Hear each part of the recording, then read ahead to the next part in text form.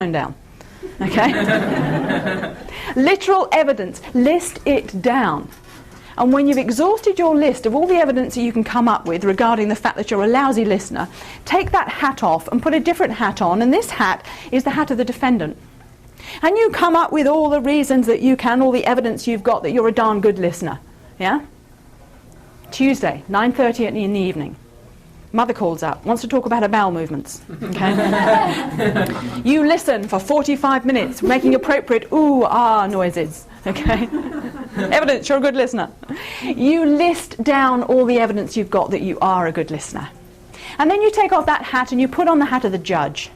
And you look at the list of information you've got proving that you're a lousy listener, and the information that you've got proving that you're a good listener, and you stand and you judge, and you come to a conclusion, whether you're guilty or not guilty. Okay? And as the judge, what you do is you pass sentence.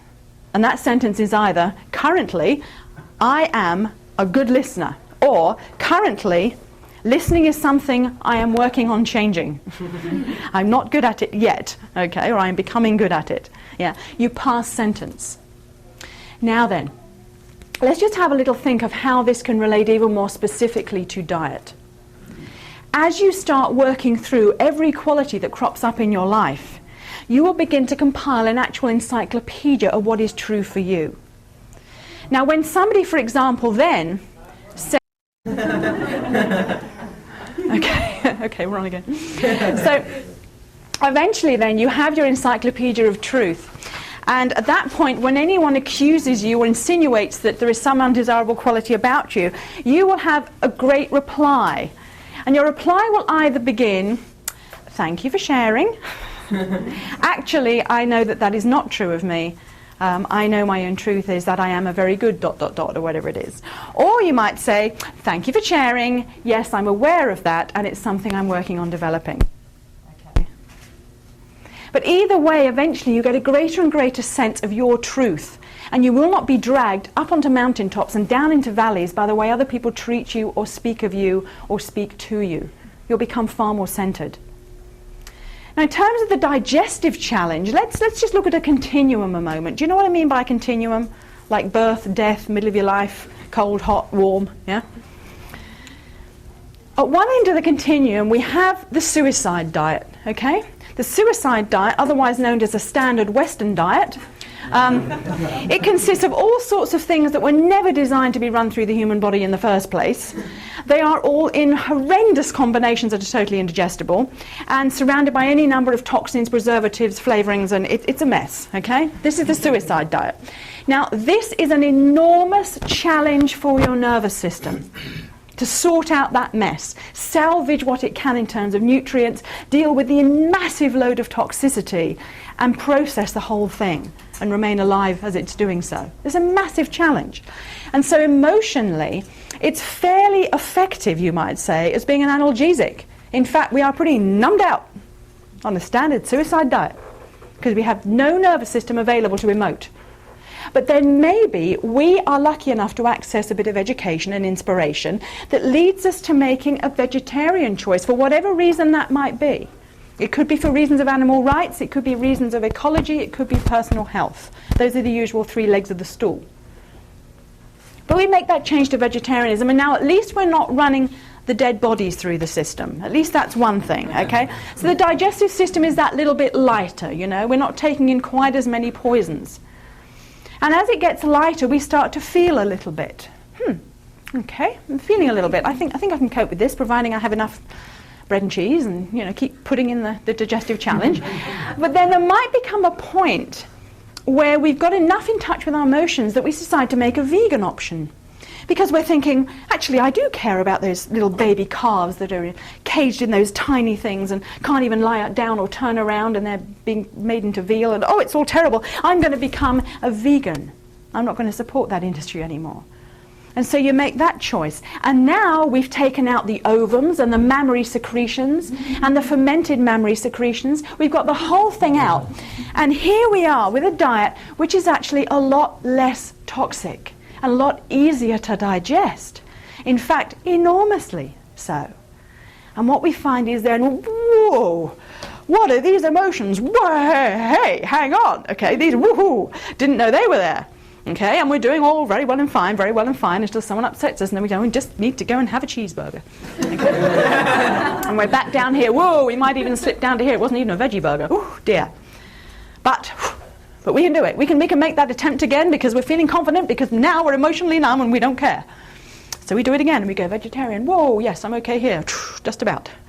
And eventually we go vegan. Whoo, my goodness me, I'm feeling passionate about things up here. Oh, this digestive challenge is really light now. Yeah, I'm getting quite emotive and passionate about things. And the anger starts to come up. The suppressed anger from being abandoned when I was little. I was always good enough. Why weren't you nicer to me? Okay. And it all starts to come up, okay? Now, of course, the biggest jump you can make is when you say, okay, I'm going to go raw vegan.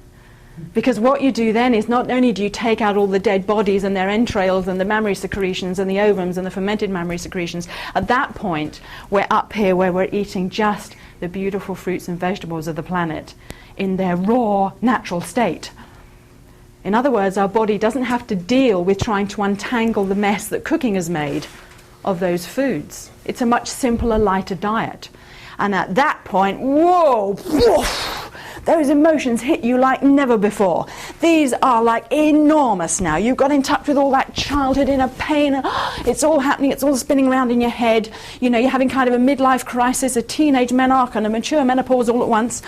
Be you male or female. And it's all rolled into one. And what you're doing at that point is you're saying, okay, I can do this. I can stay raw vegan. All I need to do is I need to take these nuts and these dates and squash them together and make a little pastry case and then fill it up with avocado and a few bits of mamey and pour over perhaps some tahini and yes, and sprinkle some coconut on top, because the higher the fat content, the more emotionally numbing it is.